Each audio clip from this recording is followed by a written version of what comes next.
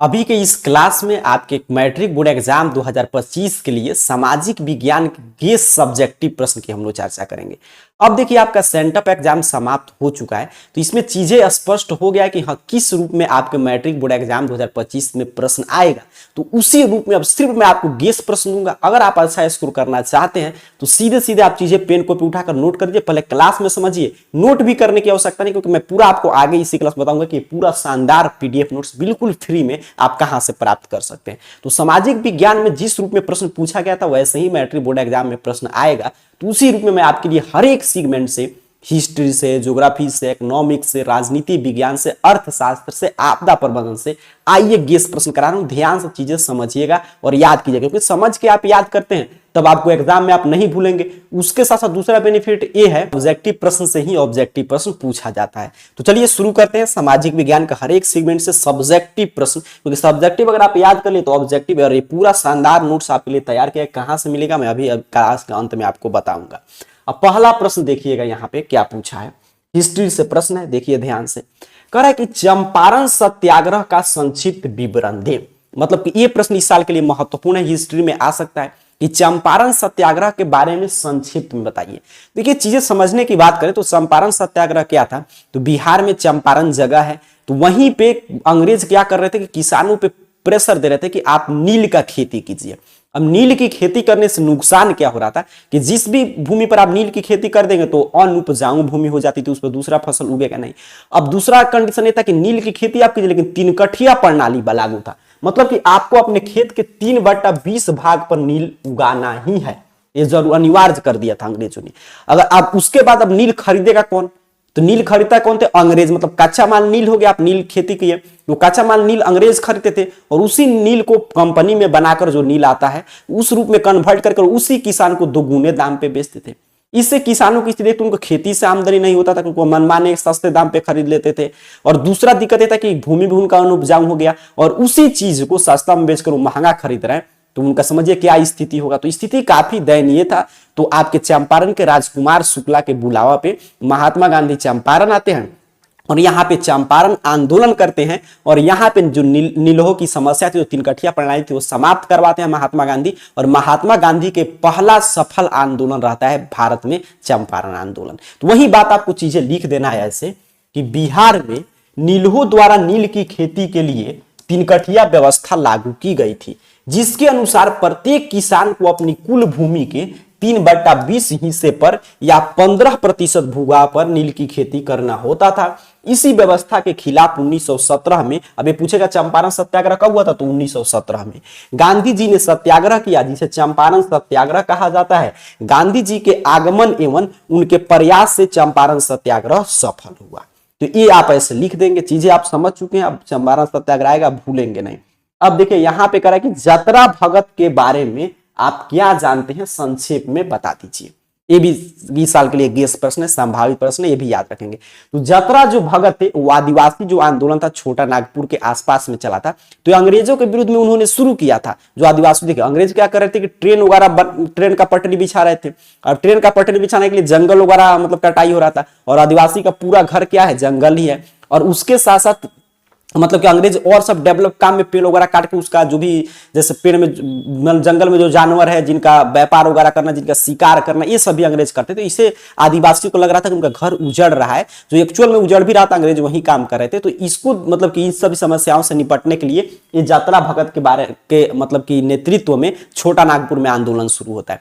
और इसमें जतरा भगत सिर्फ इस पे नहीं जोड़ देते हैं कि अंग्रेजों से मतलब ठीक है, अंग्रेजों से जो समस्या है उसका समाधान चाहिए, लेकिन आदिवासियों के अंदर भी जो खराबियां था उसको भी सुधार करने का प्रयास करते हैं। वही बात आपको ऐसे लिख देना है कि अंग्रेजों के खिलाफ आदिवासियों ने छोटा नागपुर के उराव में, पूछेगा जतरा भगत का आंदोलन कहां हुआ था, तो छोटा नागपुर के उराव में 1914 से 1918 ईस्वी के बीच में विद्रोह किया, जिसके नेता कौन थे, जतरा भगत थे।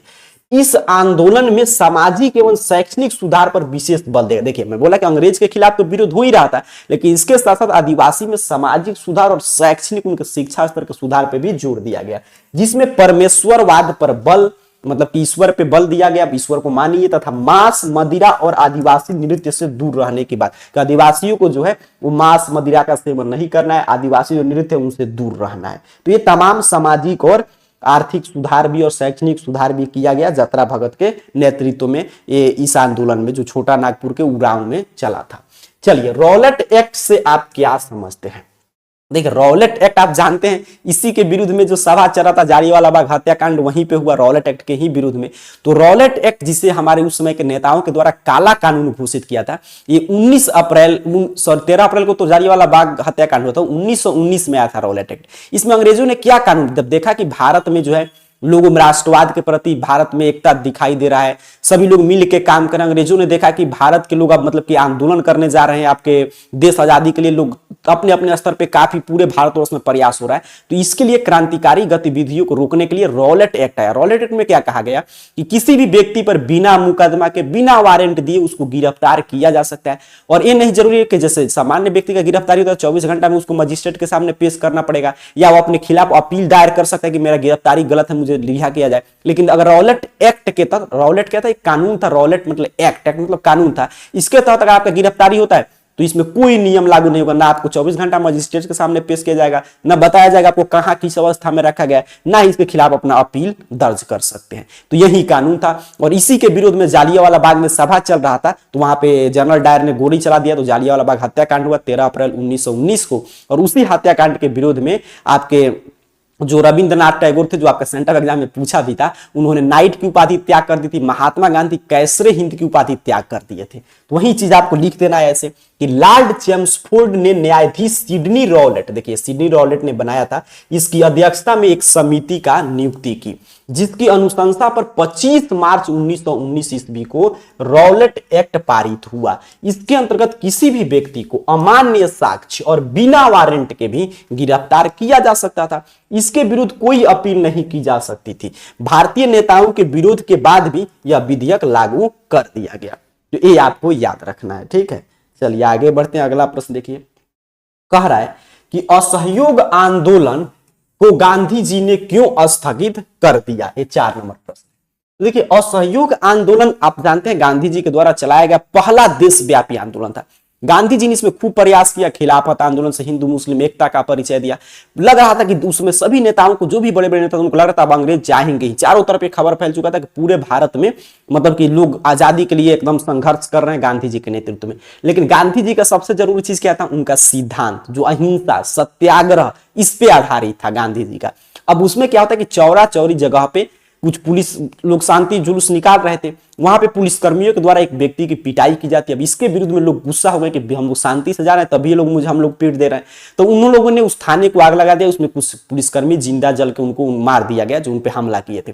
तो अब गांधी जी को लगा कि हमारा जो ये मतलब कि सत्याग्रह ये चल रहा है, जो असहयोग आंदोलन चल रहा है, सत्याग्रह और अहिंसा के सिद्धांत पर आधारित नहीं है, ये हिंसा की तरफ बढ़ते जा रहा है। तो इस वजह से उन्होंने इस घटना का अपना पूरा जिम्मेवारी लेकर कि मेरे चलते हुए नहीं कि लोगों की गलती नहीं, मैं इस आंदोलन को संचालित कर रहा था। तो इसका देखिए, इस समय के नेता कैसे हैं कि बोल देते हैं एक लाइन में कि मेरे लोग नहीं थे, कुछ उपद्रवी लोगों के द्वारा ये चीज किया गया, हम लोग उन पे कार्रवाई करेंगे, इसमें मेरा कोई हाथ नहीं है। देखिए, महात्मा गांधी क्यों ऐसे इतना बड़ा महान बन गए? इसी वजह से उन्होंने खुद पे जिम्मेवारी ले लिया कि मेरे लोग थे और मेरे वजह से इन लोग कोई गलती नहीं है, मुझे ले चलो, और वो आंदोलन भी स्थगित कर देते, इसलिए तो महान थे।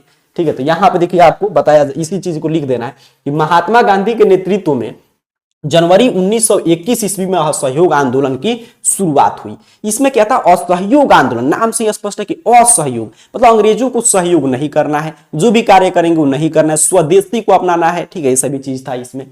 इसी बीच उत्तर प्रदेश के गोरखपुर जिला के चौरी चौरा में राजनीतिक जुलूस पर पुलिस द्वारा फायरिंग के विरोध में भीड़ ने थाना पर हमला करके 5 फरवरी 1922 ईस्वी को 22 पुलिसकर्मियों की जान ले ली। इस घटना से विक्षुब्ध होकर गांधी जी ने 12 फरवरी 1922 को आंदोलन को स्थगित कर दिया। चीजें आप समझ पा रहे हैं? अब देखिए, अगला प्रश्न आपके आ गया किससे? तो ये प्रश्न आ गया ज्योग्राफी से। बोला हर एक सेगमेंट से गेस प्रश्न जो इस साल पेपर में आएगा वो मैं करा रहा हूं। पेट्रोलियम का महत्व कोयला से अधिक क्यों है? देखिए, एक तो कोयला पेट्रोलियम से ज्यादा प्रदूषण फैलाता है, और पेट्रोलियम मतलब कि आसानी से इससे काफी ज्यादा प्रोडक्ट हम लोग बना सकते हैं, इसलिए कोयला का स्थान धीरे धीरे पेट्रोलियम लेते जा रहा है और पेट्रोलियम का महत्व बढ़ते जा रहा है। तो वही बात आपको लिख देना है कि पेट्रोलियम शक्ति के समस्त संसाधनों में सर्वाधिक महत्वपूर्ण एवं व्यापक रूप से उपयोगी संसाधन है। पेट्रोलियम शक्ति के स्रोत के साथ साथ अनेक उद्योगों का कच्चा माल भी है। ठीक है, वही बात है, कच्चा माल भी है। इसके विभिन्न प्रकार की वस्तुएं जैसे गैसोलीन, डीजल, किरासन तेल, स्नेह, कीटनाशक दवाइयां और आपका पेट्रोल, साबुन, कृत्रिम रेशा, प्लास्टिक आदि बनाए जाते हैं। ये सभी चीज पेट्रोलियम के ही उत्पाद हैं, इसलिए ही पेट्रोलियम का महत्व कोयला से क्या है, अधिक है। चलिए आगे बढ़ते हैं, अगला प्रश्न देखते हैं। ये भी प्रश्न देखिए इस साल के लिए काफी महत्वपूर्ण है, पेपर में आएगा ही प्रथम या द्वितीय पाली में। उद्योग से प्रदूषण कैसे फैलता है? तो उद्योगों से प्रदूषण हर एक स्तर पे फैलता है। एक तो उद्योग जहां पे लगेगा वहां पे पेड़ वगैरह का कटाई होगा तो उससे भी प्रदूषण ही फैल रहा है, समझिए। अच्छा, दूसरा कि जो उसका मतलब मशीनरी वगैरह चलेगा तो ज्यादा ध्वनि शोरगुल करता है, वहां पे ट्रांसपोर्टेशन होगा, कच्चा माल आएगा, जो प्रोडक्ट बनेगा वो जाएगा, तो ध्वनि प्रदूषण, वायु प्रदूषण, उसके जो मतलब कि खराब वेस्ट चीज होगा, जो जल होगा गर्म, वो सभी पानी वगैरह उसी तरह नदी वगैरह में बहवा दिया जाता है। तो हर एक स्तर पे देखा जाए तो कंपनी से प्रदूषण होता है। वही चीज आपको लिख देना है कि उद्योग से प्रदूषण निम्न प्रकार से फैलता है। उद्योगों से निकलने वाली धुआं और गैस जैसे कार्बन मोनोऑक्साइड और सल्फर डाइऑक्साइड से वायु प्रदूषण बढ़ता है। उद्योग से निकलने वाले औद्योगिक अपशिष्ट से जल प्रदूषण होता है। उद्योग से अवांछित शोर उत्पन्न होता है जिससे ध्वनि प्रदूषण होता है। और उद्योग के गर्म जल को ठंडा किए बिना ही नदियां और तालाब में छोड़ दिया जाता है जिससे तापीय प्रदूषण होता है और काफी जीव जो है नदी के नष्ट हो जाते हैं। तो इस तरह आपको लिखना है। अब देखिए, परंपरागत और गैर परंपरागत ऊर्जा के स्रोत, और नवीकरणीय और अनवीकरणीय ये होता है, ये भी वही बात है। तो परंपरागत क्या होते हैं कि जैसे दो तरह के स्रोत हैं, एक है कि जो समाप्त हो जाएंगे आने वाले जैसे कोयला, पेट्रोलियम, एक दिन समाप्त हो जाएंगे। एक है जो कभी नहीं समाप्त होंगे, धरती के साथ ही समझे, सूर्य का प्रकाश, पवन ऊर्जा, ये सब धरती के साथ ही जाएगा। ठीक है, तो वही बात आपको लिख देना है कि परंपरागत ऊर्जा के स्रोत समाप्य संसाधन है, मतलब परंपरागत क्या है, समाप्त हो जाएंगे, अर्थात ये परंपरागत ऊर्जा कुछ दिनों के बाद समाप्त हो जाएगा और पुनः इसका नवीकरण नहीं किया जा सकता है, इसलिए इसे क्या बोलते हैं, अनवीकरणीय संसाधन, जैसे कोयला, पेट्रोल, प्राकृतिक गैस इत्यादि। वहीं पे गैर परंपरागत ऊर्जा के स्रोत समाप्य संसाधन नहीं है, अर्थात इनका पुनः नवीकरण संभव है, इसलिए नवीकरणीय संसाधन भी कहलाते हैं, जैसे पवन ऊर्जा और सौर ऊर्जा। तो इस तरह आपको समझ के रखना है। अगला प्रश्न है कि पर्णपाती वनों में किन्हीं 4 वृक्षों के नाम लिखिए। तो पर्णपाती वन के 4 वृक्ष, तो टू द पॉइंट प्रश्न है, इसका उत्तर आपको रट के रखना पड़ेगा। साल क्या है, पर्णपाती वन के वृक्ष हैं, नीम है, सागवान है, शीशम है, सभी पर्णपाती मतलब कि वृक्ष हैं। चलिए आगे बढ़ते हैं, वन के वृक्ष हैं। अगला प्रश्न यहां पे देखते हैं, कह रहा है आपसे, देखिएगा कि दलित पैंथर का परिचय देते हुए उनके कार्यों का उल्लेख करें। अब दलित पैंथर का कार्य बताइए, उनका परिचय दीजिए। तो आइए समझते हैं। तो जो दलित पैंथर थे वो जो झुग्गी झोपड़ी में रहने वाले दलित लोग थे, उनका एक समूह था और इनका दलितों का आवाज उठाना, उनकी रक्षा करना, ये सभी इनके प्रमुख कार्य थे। इससे पॉलिटिकल साइंस में खूब प्रश्न आते हैं, सभी पॉलिटिकल साइंस से प्रश्न है। दलित पैंथर उन नौजवानों का दल था जो शहरी झुग्गी झोपड़ियों में पलकर बड़े हुए और अपने प्रयास से शिक्षित हुए थे। वे उस समुदाय से आते थे, ठीक है, जैसा मैं बताया शुरू में, जो भारतीय समाज में लंबे अरसे से क्रूरतापूर्ण जातिगत अन्याय को भुगतते हुए आ रहे थे। संविधान इनके लिए संरक्षण का प्रावधान था, फिर भी इनसे छुआछूत का भेद होता था। ये उन कुओं और तालाबों का उपयोग नहीं कर सकते थे जिनका निर्माण सवर्णों द्वारा करवाया गया था। दलित पैंथर्स का काम इन्हीं अत्याचारों व्यवहारों को रोकना था, अत्याचारपूर्ण व्यवहार को। मतलब दलित पैंथर क्या था कि शिक्षित लोग जो दलित थे, झुग्गी झोपड़ी से निकलकर अपने से शिक्षा वगैरह ग्रहण किए थे, तो उनका एक झुंड था, उनका एक ग्रुप था और इनका काम था जो दलितों पे अत्याचार हो रहा था, जो छुआछूत की भावना समाज में चल रहा था, उसको दूर करना। ठीक है, चलिए आगे बढ़ते। अगला गेस प्रश्न है आपके लिए, ये भी राजनीति विज्ञान से। मैं शुरू में बता दिया कि हर एक सेगमेंट से प्रश्न मिलेगा। कह रहा है ताड़ी विरोधी आंदोलन क्या था? तो ताड़ी विरोधी आंदोलन देखिए, तो ये था आंध्र प्रदेश में हुआ था एक आंदोलन। इसमें कहते हैं लोग वहां पे आंध्र प्रदेश की महिलाओं के द्वारा चलाया गया था, काफी महिलाएं परेशान थी। वहां के लोगों का ताड़ी का इतना नशा था, ताड़ी जो समझ रहे ताड़ के पेड़ से उतारा जाता है, बिहार में भी पहले काफी प्रचलित हुआ करता था कि इस पे सॉन्ग वगैरह भी बन गया था। ठीक है, तो ताड़ी विरोधी आंदोलन, तो महिलाएं इससे काफी परेशान थी और वो क्या कर रहे थे कि मतलब पुरुष जो वर्ग था वो ताड़ी पीकर दिन भर नशा में रहेगा, कोई काम नहीं करता था, और उल्टे में घर पे आएगा तो घर का भी सामान ले जाकर बेचकर ताड़ी पी जाएगा। फिर उसके साथ साथ महिलाओं पर भी अत्याचार हो रहा था, इसके विरुद्ध उन्होंने आंदोलन किया। तो वही कहते हैं कि ताड़ी के विरुद्ध में हुआ आंदोलन, तो ताड़ी विरोधी आंदोलन। वही चीज आपको लिख देना है कि ताड़ी विरोधी आंदोलन आंध्र प्रदेश के महिलाओं द्वारा चलाया गया। प्रश्न पूछता है कहां पे चला था, तो आंध्र प्रदेश में महिलाओं के द्वारा चलाया गया था। ग्रामीण महिलाएं पुरुष द्वारा ताड़ी सेवन को रोककर घर में खुशहाली लाना चाहती थी। पुरुष जो कमाते थे वे सारी कमाई ताड़ी पर खर्च कर देते थे। कभी कभी वे नशे के कारण काम पर भी नहीं जाया करते थे। इससे घरों की माली हालत बिगड़ने लगी, बच्चों की शिक्षा पर असर पड़ा, घर में खाने के लिए लाले पड़ने लगे। तब महिलाओं ने ताड़ी और शराब का विरोध करना प्रारंभ किया। यह आंदोलन धीरे धीरे पूरे प्रदेश में फैल गया। अब देखिए सूचना का अधिकार आंदोलन का क्या उद्देश्य था। देखिए सूचना का अधिकार जो आंदोलन हुआ, इसके बाद सूचना का अधिकार कानून पर मतलब भारतवर्ष में जो भी हम लोग है किसी भी चीज की हम लोग सूचना मांग सकते हैं। जैसे मान लीजिए कोई लीडर है, कह रहा है आपसे कि चलिए 1000 करोड़ पास हो गया, आपने न्यूज वगैरह देख लिया, पेपर वगैरह पढ़ लिया, आपके क्षेत्र में उसका कार्य नहीं दिखाई दे रहा, तो आप एक मतलब कि पिटीशन दायर करके आरटीआई फाइल करके आप पूछ सकते हैं कि बताइए कि मतलब कि राइट टू आरटीआई का मतलब राइट टू इन्फॉर्मेशन, आपको सही सूचना पाने का अधिकार है। आपका यह अधिकार है कि आपको इन्फॉर्मेशन दे दे कि आप बात पूछ सकते हैं सरकार से कि 1000 करोड़ कहां पे खर्च हो, मेरे यहाँ तो कोई काम ही नहीं हुआ है, तो वहां पूरा आपको ब्यौरा मिलेगा। तो ये काफी मतलब समझिए लोकतंत्र में पारदर्शिता लाने के लिए काफी जरूरी कानून है। तो वही बात आपको लिख देना है कि सूचना के अधिकार आंदोलन की शुरुआत राजस्थान के छोटे से गांव से होती है। ये भी पूछता है कि सूचना का अधिकार आंदोलन कहां से शुरू हुआ था, राजस्थान से। 1994 से 1996 में जन सुनवाई के आयोजन किया गया। आंदोलन के दबाव से सरकार ने पंचायत के दस्तावेजों को प्राप्त करने की अनुमति दी। 1996 में सूचना के अधिकार को लेकर दिल्ली में राष्ट्रीय समिति का गठन हुआ। 2002 में सूचना की स्वतंत्रता नामक विधेयक पारित हुआ, लेकिन वह अमल में नहीं लाया गया।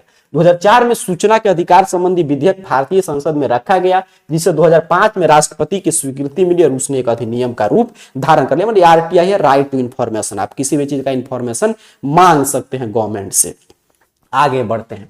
चिपको आंदोलन का मुख्य उद्देश्य क्या था, तो ये चिपको जो आंदोलन था इसका मतलब कि ये उत्तराखंड से शुरू हुआ था और इसका मूल उद्देश्य था पर्यावरण की रक्षा करना, पेड़ों की कटाई को रोकना। तो इसमें महिलाएं पुरुष क्या करते थे कि पेड़ में चिपक जाते थे और पेड़ को कहते थे पहले मुझे काटो तब पेड़ काट सकते हो, अर्थात कि शांतिपूर्ण ढंग से पेड़ों की कटाई को रोकना इस आंदोलन का मुख्य उद्देश्य था। वही बात आपको लिख देना है कि चिपको आंदोलन का मुख्य उद्देश्य था कृषि उपकरण बनाने हेतु अंगूर के कुछ वृक्षों की प्राप्ति की प्रार्थना पर सरकार द्वारा ध्यान नहीं देना, उल्टे उसे व्यवसायिक कार्य हेतु नीलाम कर देना। इस कारण किसानों की इस आंदोलन का प्रारंभ उत्तराखंड के कुछ गांव से हुआ, जो बाद में पूरे राज्य में फैल गया और किसी भी पेड़ को काटने से रोका जाने लगा। ठीक है, ये जरूरी है, पेड़ वगैरह की ज्यादा कटाई नहीं होनी चाहिए। देख रहे हैं कि कितना प्रदूषण वगैरह फैल रहा है। अब आगे आपके अर्थशास्त्र से प्रश्न करे, बचत क्या है। तो बचत क्या है, तो बचत होता है सेविंग। मतलब सेविंग क्या होता है कि जो आपका आय है उसमें से जो खर्चा आप कर देंगे, जो आपके पास बच गया वो बचत। मतलब बचत बराबर आय माइनस आपका जो भी खर्चा है वो, तो वही क्या है बचत। आप कितना बचा रहे हैं, तो आय का वह भाग जो वर्तमान में खर्च न किया हो, भविष्य के लिए बचा लिया गया, वही क्या है बचत है। अर्थात बचत बराबर क्या होगा आय माइनस उपभोग। उपभोग मतलब व्यय होता है। बचत दो प्रकार के होते हैं, एक नगद बचत, एक वस्तु संचय। एक होता है कि आप पैसा सीधे अपना बचा कर रख रहे हैं, एक होता है कि उसके बदले में कुछ वस्तु का खरीद कर रख रहे हैं, तो भी आपका बचत है। आय का वह हिस्सा संचय बचत कहलाता है जो ऐसी वस्तुओं पर खर्च किया जाता है जिसे रखा जा सके। नगद बचत के अंतर्गत वैसी बचत आती है जो वस्तु संचय के रूप में न होकर नगद के रूप में। मतलब दो तरह के बचत आप कर सकते हैं। बचत वही है कि आप आय में से अपना उपभोग व्यय खर्चा घटा देंगे तो बचत है। अब दो तरीका से होता है, कुछ सामान, अब वो कौन सा सामान जो खर्चा करने के लिए खरीद रहे हैं वो नहीं गिनाएगा, जो खाने पीने के लिए खरीद रहे हैं वो सामान जो आप मतलब कि जैसे पूंजी जमीन वगैरह खरीद रहे हैं, कुछ गहना वगैरह खरीद रहे हैं जो कि भविष्य के लिए आप बचा कर रखना चाहते हैं, तो वो चीजें भी आपका एक संपत्ति है, बचत भी है। तो यही चीज है।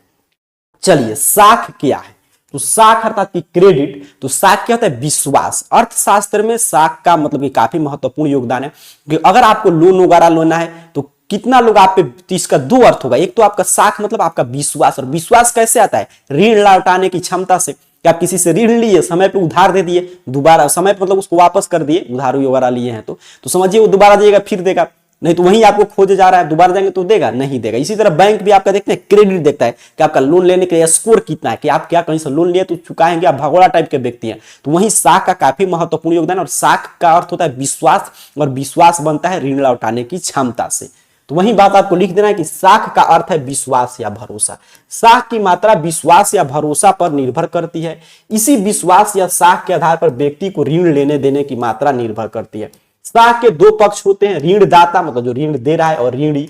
किसी दिए गए समय में ऋण, रुपए, सेवाएं या किसी वस्तु को अपनी साख के आधार पर प्राप्त करता है, निर्धारित समय के बाद उतनी ही मुद्रा ब्याज सहित लौटाने की वादा करता है। ठीक है, तो ये साख है आपका पूरा। अब चलिए मैं बता दे रहा हूं कि पूरा पीडीएफ वगैरह आप कहां से प्राप्त करेंगे। तो ये पीडीएफ नोट्स वगैरह जो है ना, इस चैनल का टेलीग्राम चैनल होगा और या आपका व्हाट्सएप ग्रुप होगा, डिस्क्रिप्शन में लिंक होगा, AR कैरियर पॉइंट सर्च करके व्हाट्सएप चैनल पे जुड़ जाएगा। वहां पे मैं तुरंत अभी इसके बाद एक पीडीएफ भेज दूंगा, तो वहां से देकर याद कर लीजिएगा। गेस प्रश्नों का क्लास इस चैनल पे जारी है, तो चैनल को सब्सक्राइब करके रखिए, पढ़ाई करते रहिए, इन सभी प्रश्नों को याद जरूर कर लीजिएगा। आप सभी को बहुत बहुत धन्यवाद।